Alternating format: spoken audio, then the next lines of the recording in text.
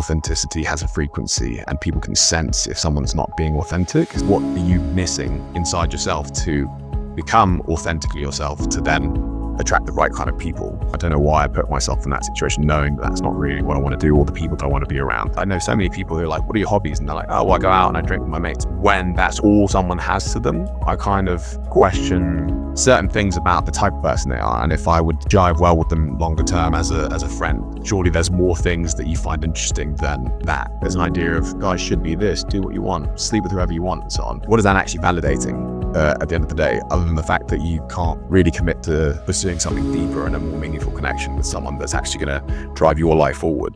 We all want deep connections, but sometimes the easygoing approach to relationships teaches the hardest lessons. In this episode, I sit down with Raphael Tristao to explore what happens when you start craving something deeper in friendships, dating, and life. From the warmth of Brazilian culture to the reserved energy of London, Rapha shares his experiences living between these two worlds, and how somewhere between the two, he learned what real connection actually looks like.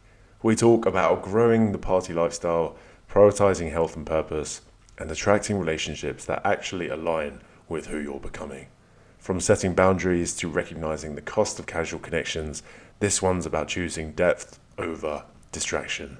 So if you've ever felt the pull between fun and fulfillment, this conversation will resonate with you. If you found value from it, support the mission. Please kindly subscribe and leave a review. I'd really appreciate it, and it means that we can reach more men who are navigating that next step. Thank you so much. I'm Harrison, and this is the Growth Voyage podcast. Enjoy.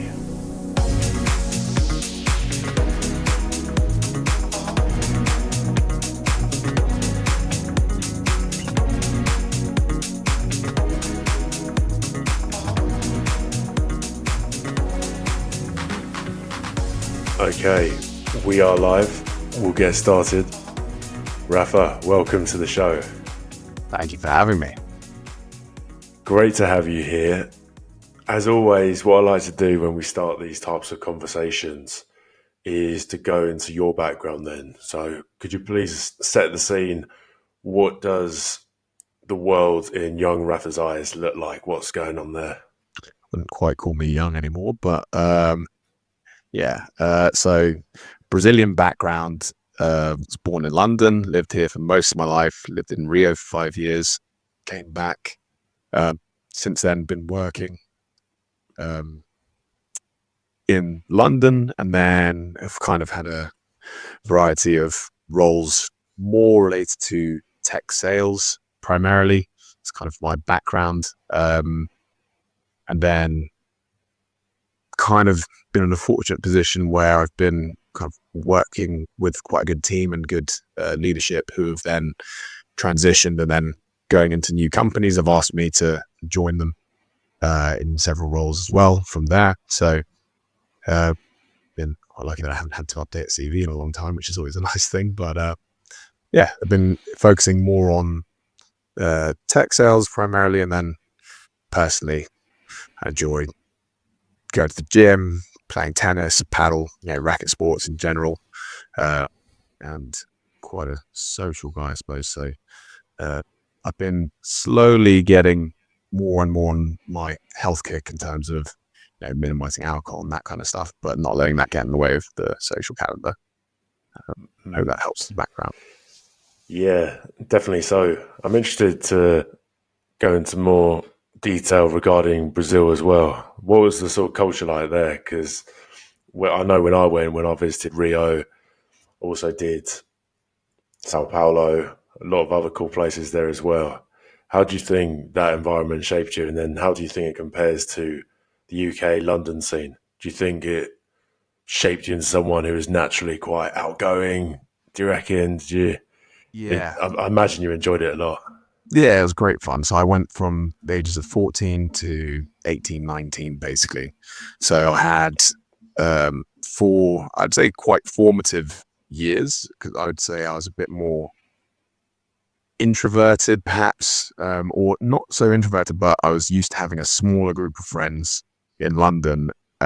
versus kind of being more socially diverse, let's say. I think Brazil had a hand in playing that because Brazilians are quite warm, welcoming people in general. The culture shock's quite interesting because I can't remember a single person in my year who I wasn't friends with or in a pretty, like, at least in pretty good standing with, in terms of like, might not be best mates going out every weekend, but like we'll hang out at certain points. We'll go to parties and things like that. So I'd say it kind of shifted me towards a bit more of an extroverted character. But I still noticed I've got introvert tendencies from time to time. I can be quite outgoing, but also then I need a bit of recharge time. I will say it was a bit harder to take my studies as seriously as I did in London when you're going past the beach every day for work and not for work, to go to school. The temptation's always there to kind of take life a little bit easier. I'd say a lot of Brazilians have that kind of tendency of being a bit more laid back. So I'd say that changed me a little bit. And then finishing school, high school or senior school in Brazil, the year there ends in December. University year started here in September. So I had a 9-month compulsory gap year, essentially, at which point my dad wanted to take me around to kind of the interior of Brazil, like, and I'm talking about proper back country Brazil, like no roads, no paper, like all dirt roads, going through different coffee plantations and so on, which is kind of what the family business is for us. So that was quite cool and very eye-opening as well. But yeah, I'd say the main difference is, I guess, warmth and ability to connect with more people than I was used to living in London. Yeah, because I found that in Brazil as well. I found that everyone was, depending on, obviously everyone's different, but I found that everyone was generally a lot more open there. Whereas I feel like in the UK, especially, people have quite a lot of barriers that you need to sort of get through before you really know a person on a deeper level. Whereas there, everyone was a lot more sort of open. And I can also relate to I think there's a term for it, but when you're kind of extroverted in the sense that you love connecting with people, but then you also need your own space to recharge. I find that I'm like that as well. Like I think it has to be the right types of people for me, Yeah. like the right types of people who I connect with deeply. Then I can spend time there. But again, I just love my alone time. I've always loved my alone time. Just doing my thing, whether it's even just going to the gym or reading a book or just being by myself. So I definitely relate to that. I wonder, in terms of the cultural differences, whether you found that adjustment super difficult, because again, you go from the super open Brazil, then you go to the UK. I imagine the values perhaps are a bit different. So how did you find adjusting back to the UK with your naturally quite extroverted way of being, but then also there's a bit more coldness, a bit more barriers perhaps as well. Yeah. I mean, I've noticed that having gone from being a bit more introverted and then kind of getting my own rhythm and building a bit of self-confidence and then being a bit more extroverted actually helped. Like, a lot of people are warmer to that than you realize. Like, naturally people have like a bit of let's say a barrier up, or I feel like in the UK some people are a bit more reticent to build new relationships, or if you're with a group of your mates, typically you're not going out there and like you're in a pub, you kind of hang out as your group. So people are a bit more wary of opening up to new people, whereas because of my time in Brazil, that sort of mentality kind of shifted for me, and therefore I've had a much warmer reception to new friends when I came back to London. I think your point earlier about the right sorts of people is quite a good one, because again, I think no one's fully an extrovert or fully introverted. I don't think it's a scale, right? But I do agree that there's certain people that will recharge your batteries, and there's certain people that will drain it more. So it's just finding who gives you energy versus takes, and then focus your time, energy there.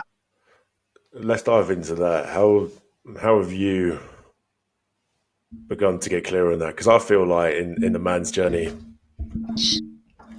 little adjustment. In the man's journey, I feel like it's a learning curve, right? Realizing, okay, who are my people? Who are my people? So, how have you found that dynamic then? What are the sort of lessons you've learned from people who have perhaps taken from your energy, and how long has it taken you to figure that out? But then also, have you ever found that perhaps you've gone against your intuition? Maybe you've had a weird feeling about someone and they've you've kept them in your life and then they've ended up proving your intuition right, but perhaps you've overridden it. Talk to me about that process for you. Yeah, I mean, I've had plenty of situations like that where perhaps you get a weird gut instinct about someone, or it's just something about their energy unsettles you. And then, but again, I think I've been a bit too lax with it in the past, where because if you hang out in large group environments, there might be one or two people that are there that are friends of whoever, and then you're kind of looking at them as like, oh, not my person, but harmless. And then there's the other bucket, which is not my person, but not so harmless. And I think I've taken longer than I should have to set my own boundaries with dealing with certain people like that. I've been a bit too much the Brazilian mindset, perhaps, of being like, yeah, okay, if they're friends of yours, they're friends of mine, kind of thing. Whereas now I'm much more intentional about where I put my energy and who I want to invest time with. At the end of the day, we've only got so much time in anyone's life, so why wouldn't you spend it with the relationships that you think are going to drive you forward and that are going to benefit you, that are going to bring you joy, bring you value, and so on. So I think it's taken me longer than I should have by being a bit too relaxed, a bit too easygoing, to get to that result. And then those are a couple of hard lessons on getting bitten in the ass with certain people that I had the bad feeling about. So, and have they been pretty obvious to you when the lessons have come about? Because I believe that the universe will keep on giving you the same lessons over and over until you really learn it. So was there a point where you were like, okay, this explains what's been going on now, I finally get it?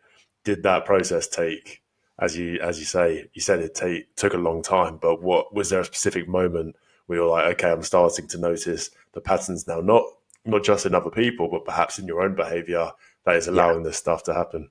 Yeah, I think there was probably like 3 or 4 pivotal moments that kind of came over a period of time where you kind of get taken advantage of in certain ways, and then you're like, it's not that big a deal, move on, or give someone the benefit of the doubt, and then you kind of see that the same sort of things might keep happening, and then needs to get to a critical point where you're like, okay, I can't let this happen anymore, because it's causing me too much ag to actually continue to be so easygoing or laid back. Funnily enough, you think that you're doing yourself a service in the short term by just being relaxed about these things, and then in the long term it costs you more. So I think it's always good to try and catch it early on. It's easier to notice a pattern once it's happened 2 or 3 times, but yeah, I'd say there's a few things, like, and it could be anything. It could be, lending people money, for example, that you think are like close, and then you've realized that perhaps they're not as genuine as you thought. My view is always give people the benefit of the doubt until they prove you wrong. Whereas now, annoyingly, you sometimes feel a bit more jaded after you've had 2 or 3 occurrences of things like that happening, where you're like, okay, maybe I need to be a bit more wary about where I place my trust. Yes, I always believe that the best way to read someone's character isn't by the things they say, it's the things that they do. And sometimes if you just take the words out of what they're saying, it can be enough to just observe, okay, have they cancelled last minute here? It's always in the actions, always in the actions. I really resonate with that. And I also wonder, in terms of the boundary setting as well, because that used to be me. It was a nice guy, right? So it's okay, you kind of have a feeling about someone, you're not really sure about their energy, but you'll pretend to get on well with them because you want to be liked and accepted in this group dynamic. But again, like you said, it's not only in the long term, it's in the short term, because you build up resentment. You're holding back a part of yourself that wants to be expressed. And I think men perhaps have got this idea now that, okay, no, you have to be polite. You have to be caring for everyone else, but it's completely distorted. I think when you're strong in your own values, I don't think you don't have to get on with everyone. You don't have to be liked by everyone. And you touched upon these group dynamics, right? Hanging around in these big groups. But do you find that actually costs you your peace then? Because I've always, for me, I found that when I've connected in groups before, it's never been the usual type of socialization. It's never been in maybe pubs or drinking cultures, because I find that again, there's so much going on. I kind of see through it all. It kind of all just seems a bit fake for me. So for me, it's always been during jiu-jitsu, for example, where everyone's on a similar energy and everyone's having cool conversations in like men's circles when we talk as a group and there's a collective and we're all on the same wavelength. That's where I've really connected with people. So have you found that it's perhaps been harder for you to connect with people deeply in group settings, social settings? And where did you find the ones who were really your guys? Like where Yeah, did they come about from? yeah. I'd say interestingly, yes, in terms of one thing that I noticed is that I think perhaps for a lot of us, especially after COVID, there was a year or two where everyone was cooped up, and then I personally was probably drinking a bit more than I should have, and that was leading to certain situations that I've kind of later reflected on, saying I don't know why I put myself in that situation, knowing that that's not really what I want to do or the people that I want to be around at certain moments.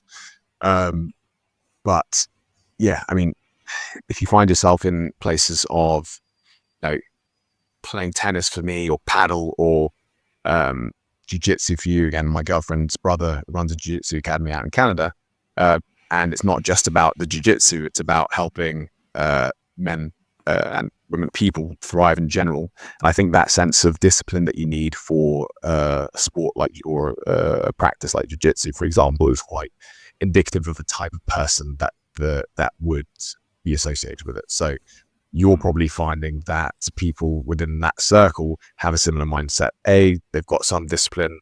They probably care about their health, their body, longevity. They care about, well, I'd assume they're not, going out and getting drunk every weekend and so on, or, treating their bodies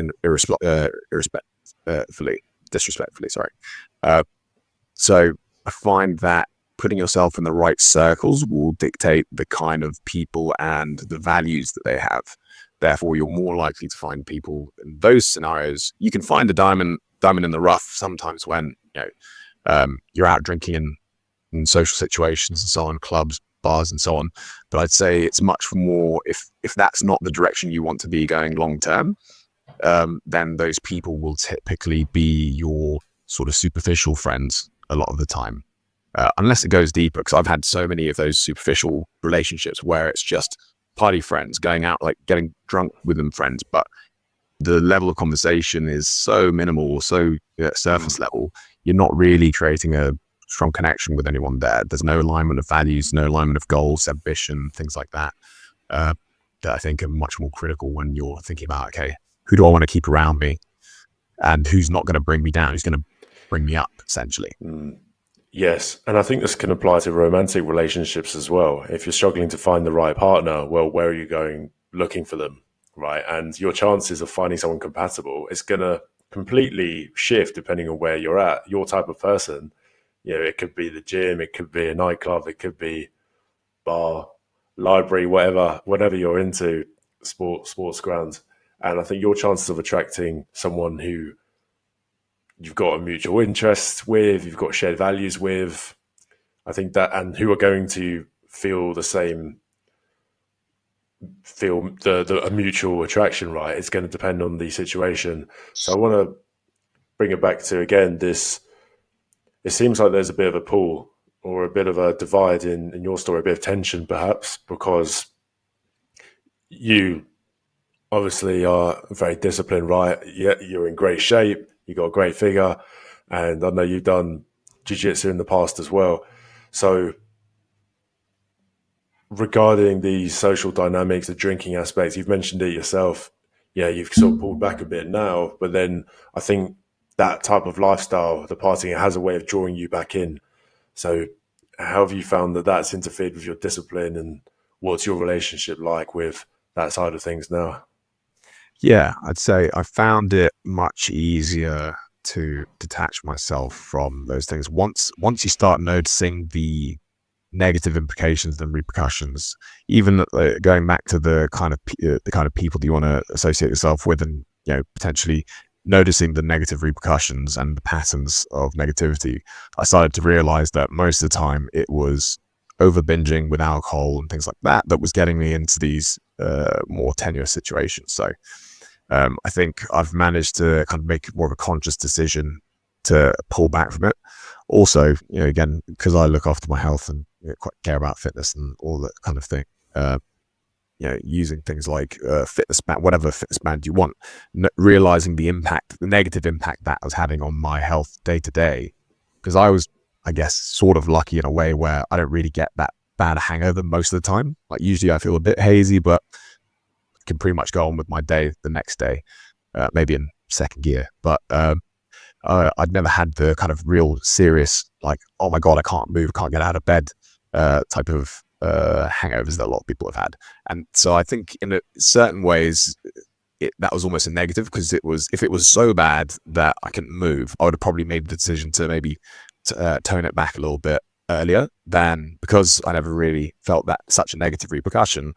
I was thinking, it probably isn't that bad. And then once you get the data on it through using one of those, whatever, Whoop, Fitbit, Garmin, whatever you want to use, Aura rings and so on, then you start seeing the actual impact. And then you start realizing, okay, how badly does it affect your sleep? Why do you feel cloudy, hazy? Why do you feel like you're aging faster than you should? So I think the data actually helped me realize um, where I was doing most damage.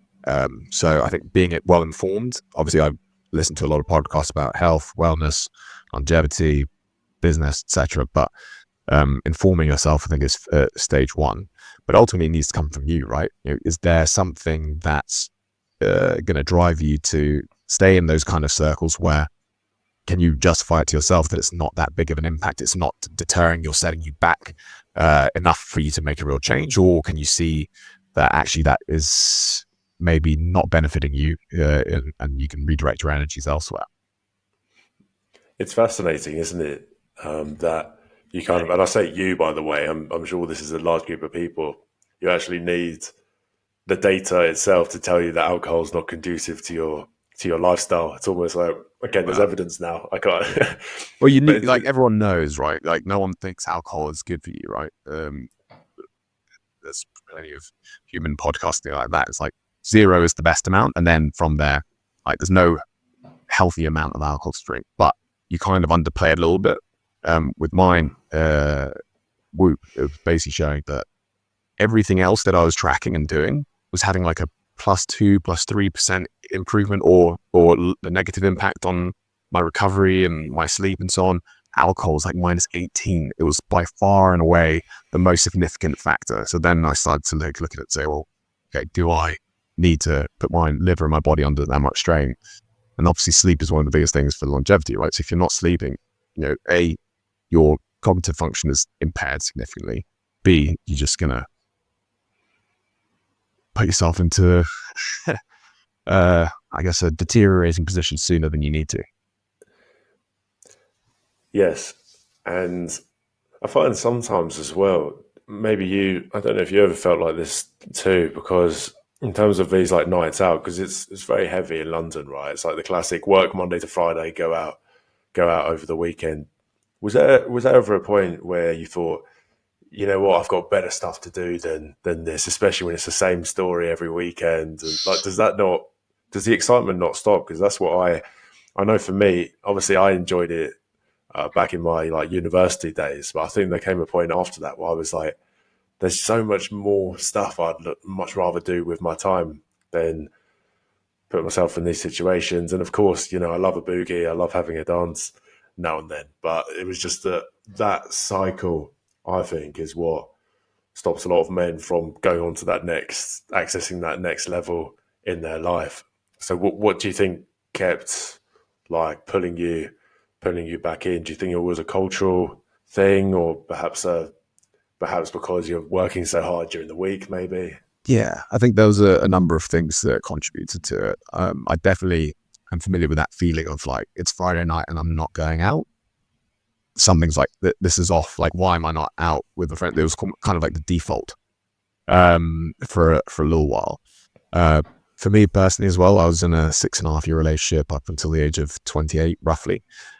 So maybe internally there was a bit of a mindset of, okay, let's make the most of these next couple of years and basically kind of not make up for lost time in certain ways. But there was an element of me where I felt a bit restricted, and it's not to do with the girl by any means, but you are to a certain extent accountable to someone else in your decision making when you're in a relationship. Whether they're controlling or whether they're the most easygoing person in the world, you still owe it to them to be like, by the way, I'm doing this on the weekend. You can't just go out and do whatever you want, or like pick up a quick trip to Barcelona with your mates on a whim because you have someone else to kind of bear in mind. I think my mindset when that relationship ended was very much like, I'm going to enjoy my autonomy for a little while and just be able to make my own decisions, do whatever I want to do without having to consider someone else in my actions.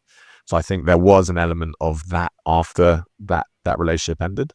But also I wasn't in a rush to get into a new one because I'd basically been in back-to-back relationships for the previous 10 years almost. So I was like, actually, let's take some time to get to know myself, understand what I want, and I'm not going to rush into something unless I'm dead certain that it's going to be for the long game, if you know what I mean.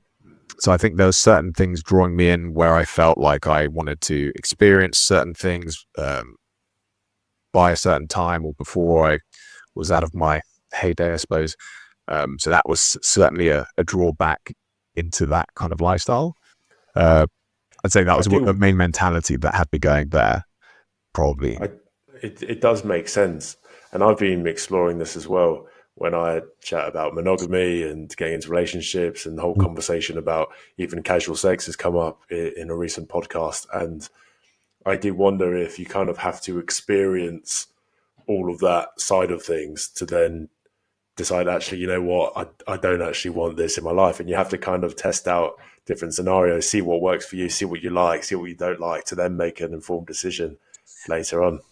Yeah, I mean, there's certainly, I don't want to say a narrative, but there's kind of projection where of what a guy should be and what a man should do, for example.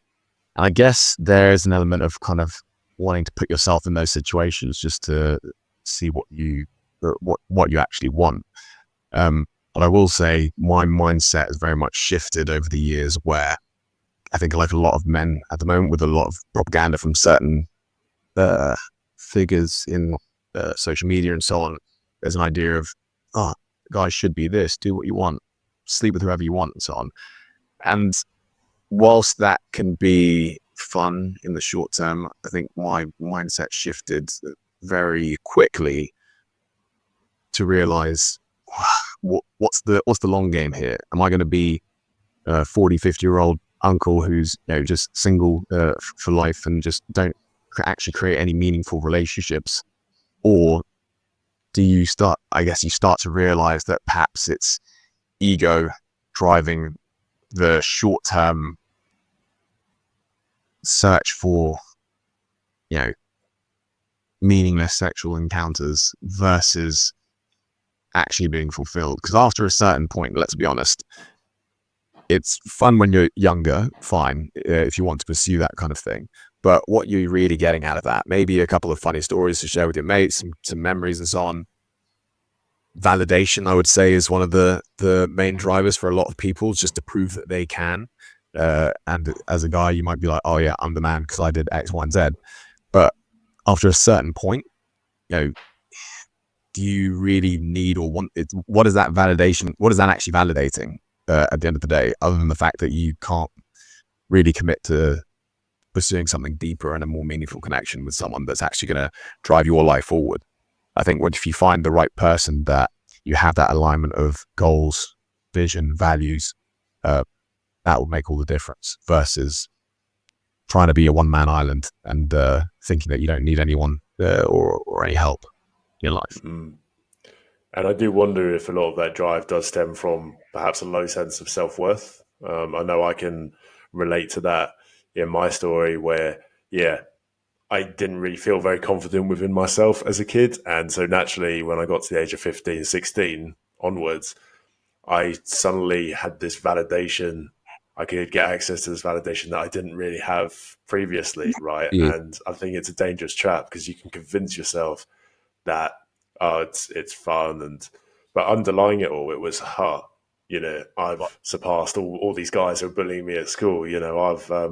I'm getting all this attention now, and as you've suggested, I think it does allude to the idea of, okay, what's the point of all this? Like it's a big waste of time and energy. But again, perhaps you need to go through that to realize actually it's not what it's all about. I did think naturally as guys, I can't speak for every guy, but I think naturally you go through school and it's the biggest topic on your mind. You hit puberty and you're like, okay, cool. I want to find more girls. It's so fascinating. And again, I think you have to experience that to realize actually, no, there's more to it. There's yeah, more to this. And I think deep down, everyone does crave that belonging. yeah, But if you've been hurt in the past, it's a lot easier to have all these closed walls up and have this strong ego there. And you mentioned there, you can get, it's just feeding the ego. And I think when you're in that state, it's very fragile foundations. So that's what happened in my case, was I had such a strong ego. So when I finally did get hurt by a relationship, it knocked me down and sent me down into a really dark place Yeah. because that was my sense of identity. I placed so much value on that, on this ability to attract female attention, Yeah. that when that bubble was burst and I was hit with reality, it was like, oh, well, who actually am I? And I had to, reconnect with who I actually was underneath all that. But I think a lot of guys find themselves in that. And I wonder in your case, because obviously, yeah, 6.5 years is a long time at a young age as well. So I imagine you learned a lot about yourself. Do you think there's a bit of an epidemic with young men, especially, where they're perhaps not showing up authentically in the dating space? They feel like they have to perform a certain way, be a certain way, and they put up this mask, but it's not who they really are. And so if you're not showing up as who you really are, as authentically as you can be, of course, there's going to be layers to it. But if you're not doing that, then you're going to attract inauthentic relationships. And that's not going to be great for you at all. So, do you Yeah. see that not only in sort of, I guess, in your own journey, you would have experienced that perhaps in your relationship early on or when you were going on several dates potentially? yeah. I think I've always tried to be myself as much as I can on when dating, right? Because to your point, if you show up with a mask, then trying to portray a certain persona to someone, I feel like authenticity has a frequency and people can sense if someone's not being authentic. So maybe that feeling of like you're not at ease with someone is because they're not at ease with themselves sometimes. So it could be that they're trying to put up a mask, and then I feel like a lot of the time, if you've got a good judge of character, that can be quite transparent. Um, but I've always been very like fun, easygoing, like jokey and so on. In my view, first date should just be about fun. Do you get on with does your energy match their energy? Can you have a bit of a laugh with them? And then you should go into kind of deeper layers, unpeel the onion, or peel the onion, sorry, as you go further. Whereas I feel like perhaps there are a lot of people who feel through a lack of self-confidence or self-esteem, they need to portray a certain persona to attract the type of girl they want. But then perhaps it unravels over time because they weren't really being authentic. And then once you start to get more comfortable with someone, inevitably you start to likely become more and more yourself. And if that's not who they signed up for, they're going to maybe feel misled, or not necessarily misled, but you get what I mean? Like, oh, I thought you were more like this, and actually I'm realizing that you aren't quite as aligned to what I wanted to begin with. So I feel like you do need to have a level of authenticity to you when meeting and dating.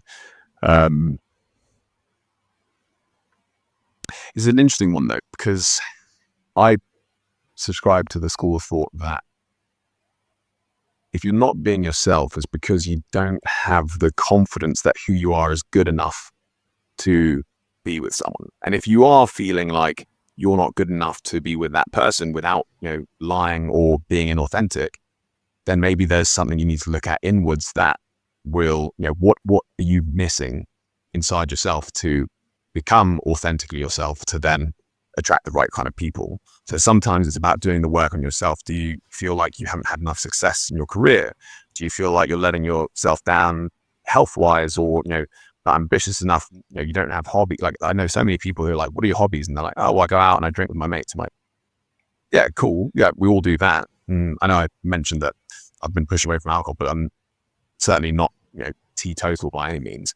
But when that's all someone has to them, I kind of question certain things about the type of person they are, and if I would jive well with them longer term as a friend. Because if that's all they're interested in is just getting a bit buzzed and going out and socializing, fine. But surely there's more things that you find interesting than that. So again, in a roundabout way, what are your values? What do you care about? Do you feel like you're accomplishing things on a daily basis? My grandfather always used to say, if you can improve yourself physically and intellectually every day, you can't fail at life. So try and better yourself somehow in the physical realm and in the psychological realm, whether that's podcasts, audiobooks, reading, picking up a new language, or whatever that case may be. I feel like feeling like you're making progress drives a sense of self-confidence. So you don't have to have achieved everything you want to achieve, but if you can show that you're in an upward trajectory, that's very attractive. And I think that's where a lot of people get it mixed up, where they feel like they need to be the finished product versus show that they know where they're going. Does that make sense? Absolutely, it does. And it reminds me of The Slight Edge as well. And that's what kind of sort of shifted. One of the first books that shifted my perspective on life was The Slight Edge, and it's the compounding effect. So in the dating space, we've got this right. We've got to be this person now, and we've got to show up as this person now. But actually, you become that person by doing the same stuff every single day, repetitive, dull stuff every single day. And you might not see a difference a week from now, a month from now, but over 5 years, you taking that small piece of action every day is going to lead that transformation. You're going to shift dramatically. And this is why you see in the curve, especially in your 20s, okay, you're 18, and it starts off like this because it's the small actions every single day. And then as you progress through life, you've probably experienced this because I know you've been through, or you've attended many weddings and events. Naturally, what will happen is some people will go like this, the curve will end up going upwards, and then that's where the difference goes. So 30s, 40s, 50s, that's where you see the trajectory. But a lot of people don't see the long term. It's always short term minded. And tying it back with the dating scene, I always think if someone said to me, Harrison, I want a girlfriend, what shall I do? So this would be my theory. And it ties in similar to what you've suggested. I would say, right, stop wanting a girlfriend, first of all. Just stop wanting one. And then let's go for that inner transformation that you've discussed. So let's build up discipline. Let's build up good habits. Think about who you want to become and start embodying that day to day. Build up your confidence, turn up for yourself, do hard things. And eventually you will build up so much evidence by doing the repetitive tasks every day. That's the Hormozy quote, right? Self-confidence doesn't come from repeating self-affirmations in the mirror on a daily basis. It comes from creating a stack of evidence that's undeniable that you are who you say you are. So I 100% agree with that. And you've built up so much confidence. So you reach a point, actually, by the end of that, what was your initial mission? To get a girlfriend? Well, at that point, you're not even seeking one anymore. It's a byproduct, not the end goal. This is it. So I think naturally what happens is you stop wanting one, and then you end up attracting one naturally because you're on the same frequency as the person who you're admiring. But if you want a girlfriend, you got to think, right, what are the traits, what are the character traits that she has? Okay, so, and this is what I did, by the way. This is what sparked my own transformation. Was I thought, right, how do they show up? Okay, they're empathetic, um, they're whatever, they're caring, they're attentive, all this stuff. And I thought, okay, how do I need to change to be able to attract that into my life? Because my current output, my current habits weren't. There was no way I was going to attract that because I was at a different frequency. So I think that's how it works. I think you become a version of yourself that you're proud of, and you will naturally attract that into your life. And it's a law of attraction. When you don't want something, it will come to you. But if you're constantly chasing, looking out for something, you can probably relate to that on the nights out. You know, when back when you were single, you know, if you were out there looking for something all the time, then it usually, I found, and this is just through many guys' experience who I've talked to, I think it was a commonality where they'd be looking for someone on a night out and they just wouldn't come. But it was actually when you were having fun and being a fun character where actually they'd come over to you because you're not bothered about all that stuff. People want to be in positive energy, right? It's kind of like the girlfriend effect. Like, oh, guys, like they can go through a stint of not finding anyone, not finding a mate for a while, and then as soon as they got a girlfriend, suddenly there's an influx, and it's because, well, I wonder. Actually, I had this conversation just yesterday. I was like, I wonder if it's anything to do with pheromones and actually then be able to sense the kind of pre-selection, as it were, the fact that you've got someone who is you've got a intimate relationship with.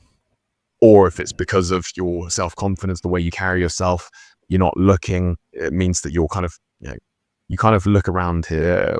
When I used to go out more, you kind of see, you can sort of scan the bar and see, okay, who's actually having a good time versus who's looking for someone else to bring them the good time, right? So there's a lot of people who have been, I've been out with certain people where like, I don't really get on with, or like I don't know them well enough for us to have a conversation or for my night to be fun and sufficient enough with just them. But with my best friends, where like it doesn't matter if we don't speak to anyone the entire night, if it's just us hanging out, we're having a great time, and then by default you get people coming up to you, asking things or just wanting to be in your sort of sphere of fun, as it were. That's how human nature works, isn't it? It's that we're kind of drawn to, we're like a fly to a light. It's like, oh, what's going on here? Yeah, absolutely. And so when we prioritize our own sense of peace or happiness, whatever it may be, I think that's where we attract great things into our life. And I wonder in your case there, because you mentioned a couple qualities in terms of, thinking about who you are, who you want to become, the discipline aspect, building these great habits. Did you find that you had to go deeper than that in terms of transforming yourself, maybe revisiting some past wounds, perhaps, to kind of understand your patterns going forward? Yeah, I'd say I've always been had a certain level of discipline instilled in me from a young age. So my family, I'm very grateful to have them because they've been always very supportive, very warm, but also taught me discipline from a young age. Like my dad got me involved in working out and playing tennis on a weekly basis, or tennis from age like 4, working out from like 15, 16. So there's always been an element of, do I do the gym? Well, I guess when I was in my early 20s, it was a bit more from vanity, but to be honest, it was like, I want to look good. I want to look a certain way. And because I know that this will lead to X. And then over time, it's kind of become much more of just a discipline. I wouldn't say I enjoy it, but I like when I finish, I know that I feel good. So I kind of make sure that I can remove the barriers to me getting to the gym, basically, if that's one example. How can I make it as easy as possible? I noticed that when I didn't have a gym near my house, I was infinitely lazier, and I'd just let myself go without, like, for like a month, 2 months, 3 months without training. Whereas as soon as I was like, fuck it, I'm just going to make it so that that's not an excuse anymore. I'm basically trying to remove excuses from my life so that I'll have no one to blame but myself if I let myself down, basically. So that's the kind of mentality that I have with those types of things. I guess in terms of kind of looking inward, I started to think about, okay, well, what do I really want long term? yeah, I like having fun, blah, blah, but what do I want to achieve? What do I want out of life? You know, and then you start to think about, for me personally, I mean, I come from a very large family. I've got 30 first degree cousins. We've always like grown up over going to Brazil over the years when I was living here. A lot of them live there. But there was always a sense of like bringing the family together around Christmas, New Year's, and so on. And I'm very grateful for that. Like I would consider a lot of my cousins essentially like siblings. Like I know a lot of people that don't have very close relationships with their cousins. I can say that with every single one of them, I'm very close with. And then that got me thinking, so, well, actually, I want to have that when I'm older. So again, what are the values that what are the goals that I want, and what values do I need to live by to achieve what I want, right? And is it me going out and getting drunk every Friday, every Saturday, and kind of basically 2 out of 5 days of a week being a bit of a haze, or do I want to focus on the things that are actually going to drive me forward, whether it's professionally, physically, even just socially, relationship wise as well? Like, who are the kind of people that I can see myself being friends with long term? Because binge drinking isn't really a long term hobby, let's be honest. Like, I can see myself going out and playing tennis until I'm 70, hopefully. Shoulder dislocations allowing, but so I was thinking, okay, what are the things that I really care about, and am I letting myself down? Because going back to your point about building that stack of proof that you are who you say you are, it actually, there's a, I guess, a view within neuroscience where if you actually rewire your brain, if you keep not doing what you say you're going to do, that is worse to your self-esteem than anything else, because you teach yourself that you can't be trusted and you're not reliable and that you're not a person of character. So you saying, I'm going to wake up at 7 a.m. tomorrow and go to the gym, and then every time you miss that, you're building up a stack of negative proof. So it's always trying to be a man of your word, do what you say you're going to do, and be accountable, really. Yes. And being a man of your word, it doesn't even just apply to yourself, but it's to everyone else in your life too. If you've said you're going to do something, I think you got to go and do it.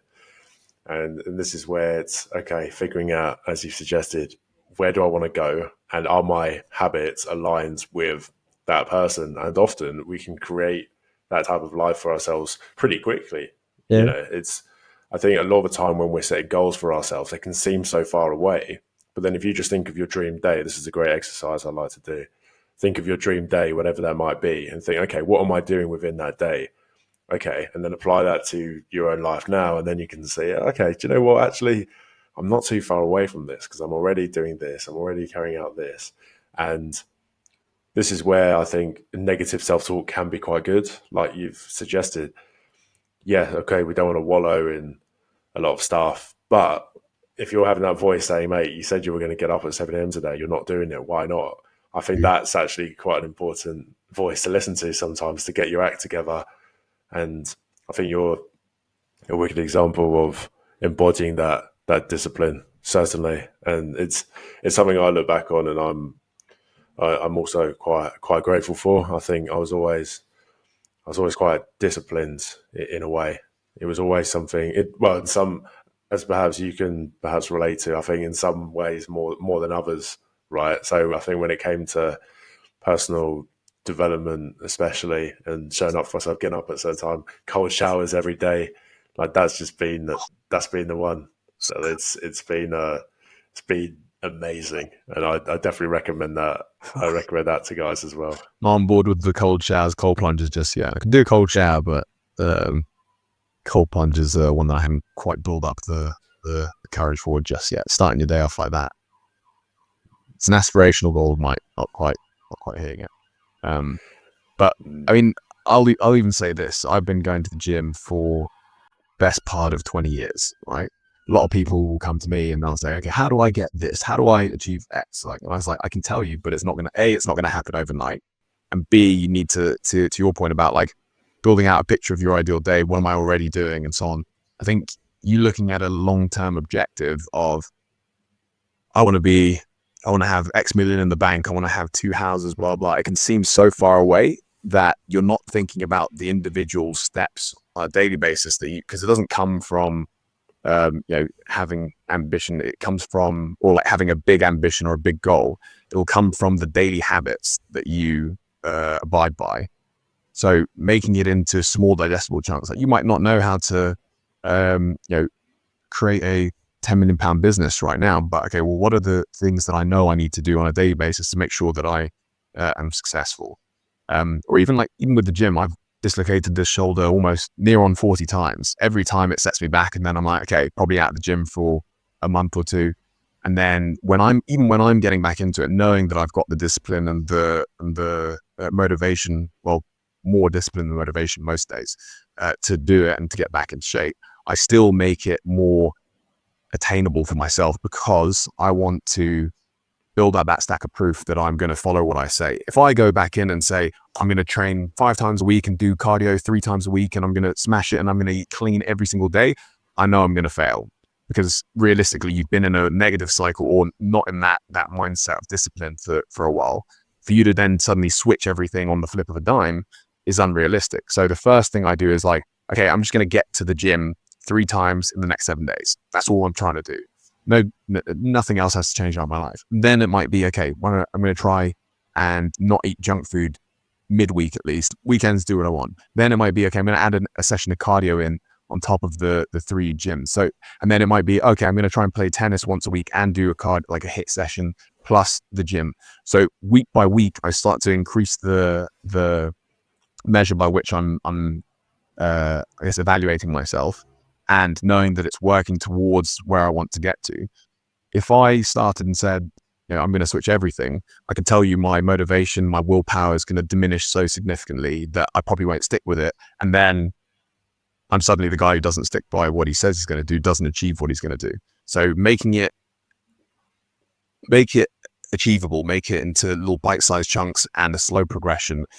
That is always going to serve you better in the long run than trying to switch everything about you and then making it, draining yourself emotionally, physically, and then feeling like a failure because you haven't managed to maintain that level of work or that level of success in one go. Yes, and I find that especially with something like the gym, I think eventually it just becomes part of your lifestyle. When you've done it enough times, it becomes a non-negotiable. I know for me now, I'm most creative in my business when I've gone to the gym first thing in the morning. And I realized that because I went through my values and I saw that health and fitness was my number one value. So if I'm not going to the gym first thing in the morning, then that's out of alignment. And so every time since I've done that now, I've been more creative. I felt relaxed for the rest of the day. And like even when I think I had a shoulder injury myself, a rotator cuff injury after my first pro rest. They're really not. They are so painful in the moment. But I was like, well, I've obviously still got to go to the gym. So I was just like, cool, I'll just do leg day.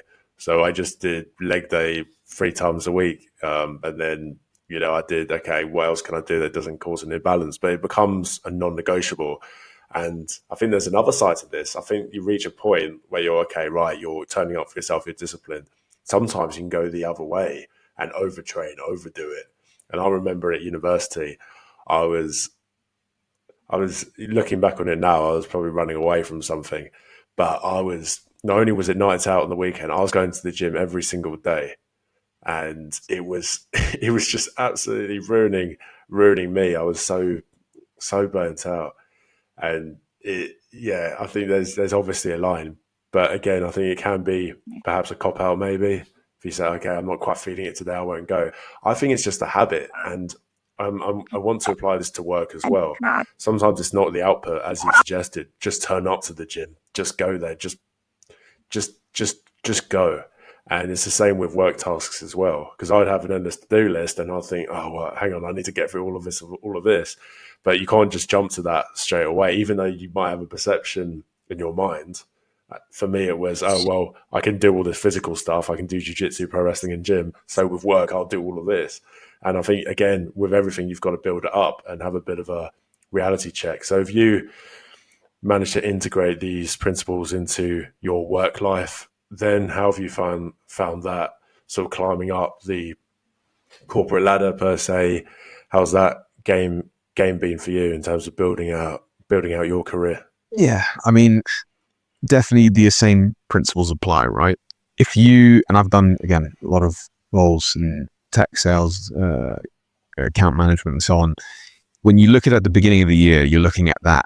It's the same kind of concept. You're looking at your quota and be like, how the fuck am I going to do 3 million in sales this year? It seems almost unachievable.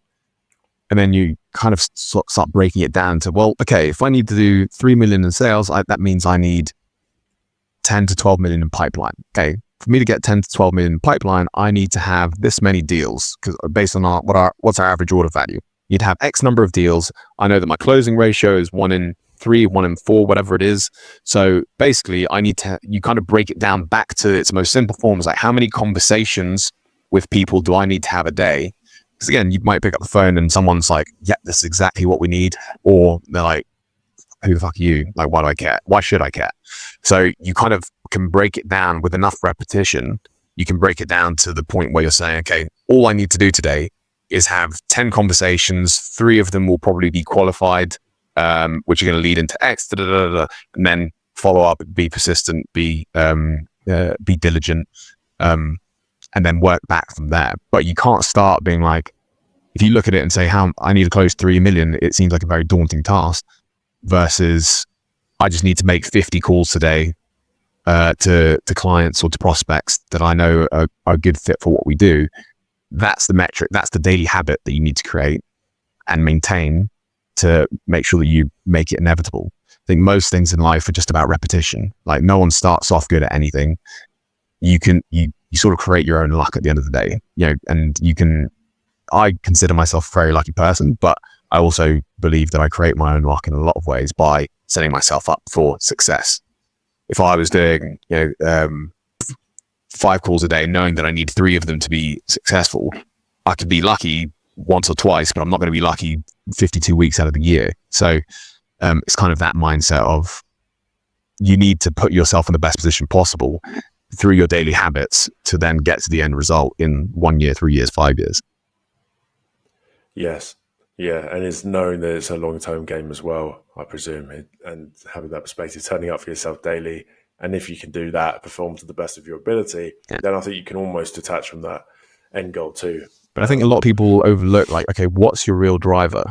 Because what's the thing that's going to get you up on a cold Monday morning in the middle of winter where it's raining, you got to drag your ass to an office, and for you to feel, motivated to actually do what you need to do day in, day out.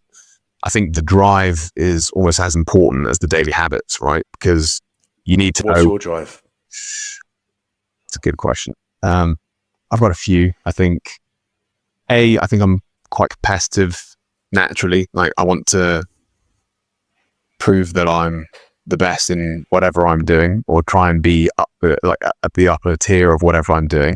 So there's an element of competitiveness there. I think that's a natural driver. So I also feed off of, like, a lot of people don't like to be in the office. I quite enjoy having a mix of time in the office and not, because when you hear other people being successful, you're like, fuck yeah, okay, he's on it. I need to get on my game as well. So kind of like there's an energy and that can sometimes bring your level up, even if you're not really feeling on the day. But then also, it's, for me, it's family is a big one. Being able to give my kids what I had when I grew up, and to be an element of, having done it myself. I guess there was a mindset for me when I was first getting into work where I could have worked with my family if I wanted to, but I kind of moved away from that because I didn't want to, that was never really an option in my head, because I was like, I don't want to be given. I don't want to be given something for free because of who I was when I was born, and then be taught everything by these people. My mindset was always, if I do get involved with some of the family business side of things, I want to have achieved enough personally where I can bring my own skill sets to that business, versus being handed something and then taught everything I need from those people.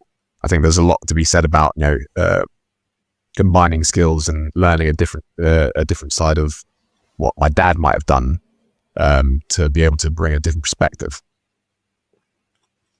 It's interesting that you mentioned that one drive is to provide your future kids with a similar upbringing to what you had. Usually you hear it's the other way around. Okay, I didn't have this, so I want to provide Mm. this for my kids. So I find that fascinating, and it's come across during our interview. You're very like grateful for the upbringing that you had, and what better way to repay that than to pay it forward with your own mini Raphas, so to speak. So yeah, we've covered a lot of ground in this episode, which has been awesome. What I'd like to do, I'd like to move into the closing traditions of the podcast. The first two questions are tradition. They're asked every episode, and the third one is asked by a member of the Growth Voyage community. So if you are listening and you are a regular listener of the show, feel free to DM me your questions. You might not know who the guest is. This person certainly didn't, but you can get the answers that you're maybe you're looking for them, maybe you're just intrigued by them. So feel free to DM me those. Rapha, the first question is a simple one. It's a song recommendation. Okay. Just a song recommendation. All right. Pretty much anything from Purple Disco Machine is certified banger. 100%. Can't go wrong. They're great, by the way. I know. I've seen them live. I've seen them live, and I'm going to see them again at the end of November before I head off for Christmas. And then, to be honest, I've been listening to quite a lot of like Brazilian music recently. So there's some really nice, if you like slow, like good vibe Sunday morning music. There's one called Devagarinho, which is Devagarinho.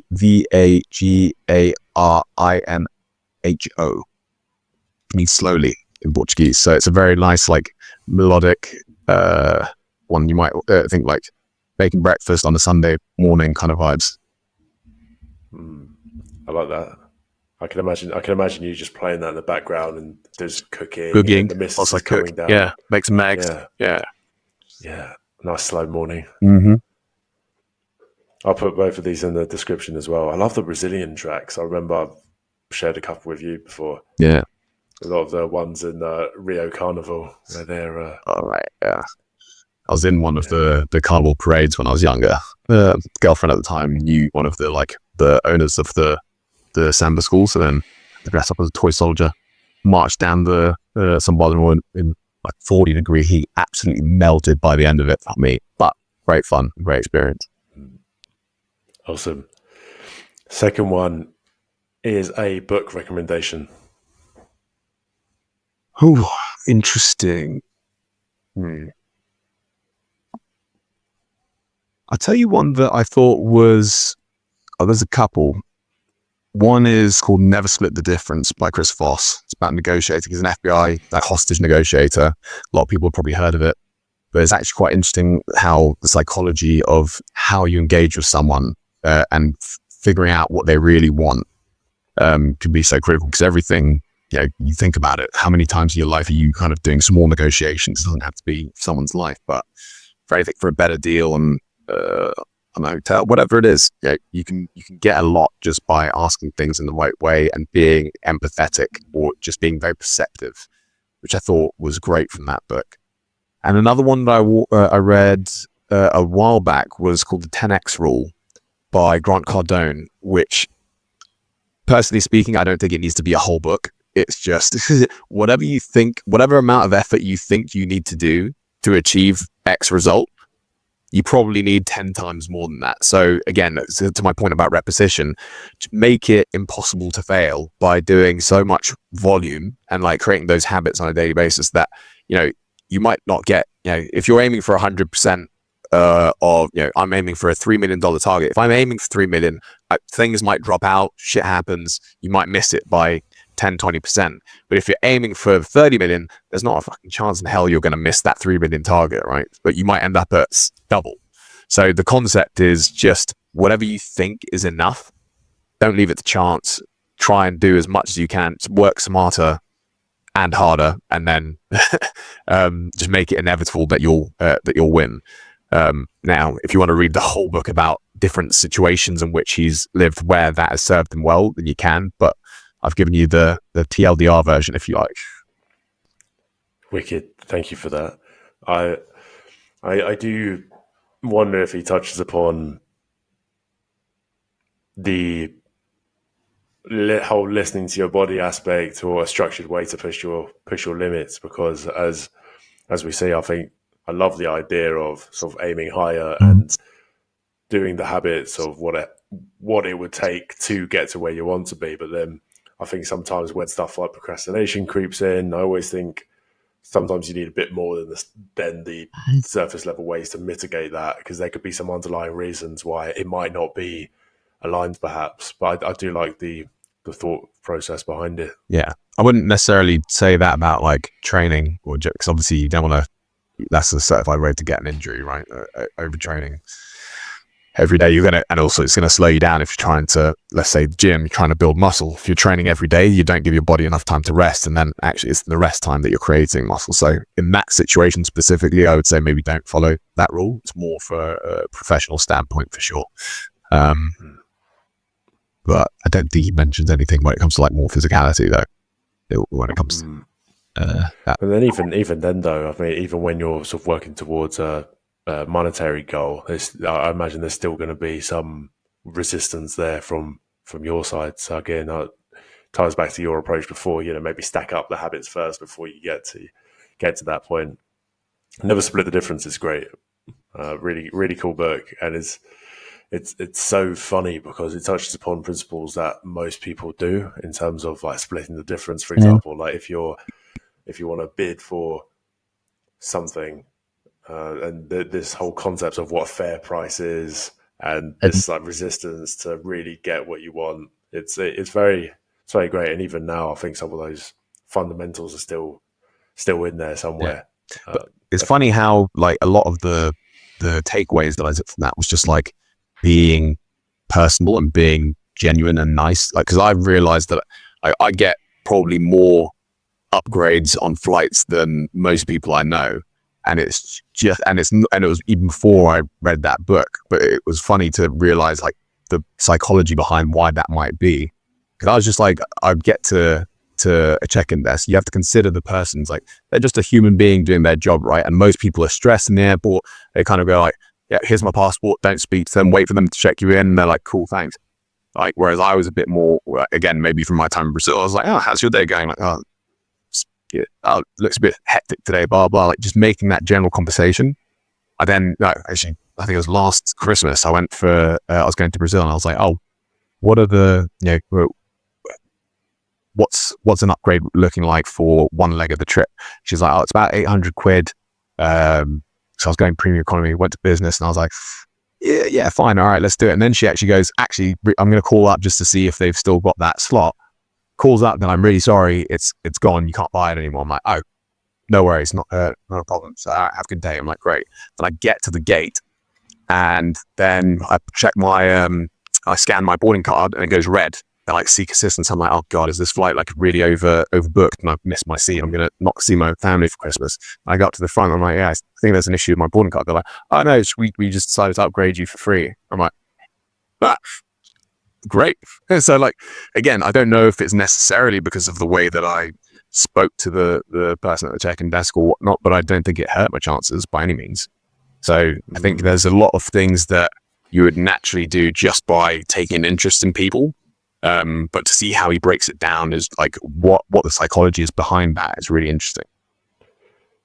Yeah, there's so much to human psychology that is yet to be explored, I think, by the collective. So again, ties in before, it's just these basic principles sometimes that can make such a big difference. Mm-hmm. Are there any other sales tips you have for us, given your extensive experience? Sales tips. Or like the number one thing that you've learned that stuck with you and has got more deals over the line? Sometimes less is more. Being concise shows more credibility than over speaking and trying to sound smart.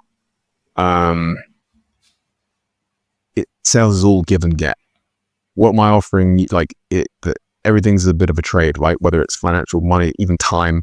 Like, okay, if you do this for me, I'm going to do this for you. And that's how you build a business relationship, or even in general relationships, right? But with work, it's like, okay, I'm going to do this, but I need you to follow up on X, Y, and Z so we can move this forward. So having that accountability for someone and showing that you're going to give them something, not for free. Because again, if you're doing loads of stuff for free for someone, it sort of stinks of desperation, right? And it goes the same way in relationships, right? If you're in a relationship where you do everything for that person, they're going to start valuing the things that you do less and less, I think, because it's almost like, well, why do you feel the need to do all this stuff for me when I'm not really doing much for you?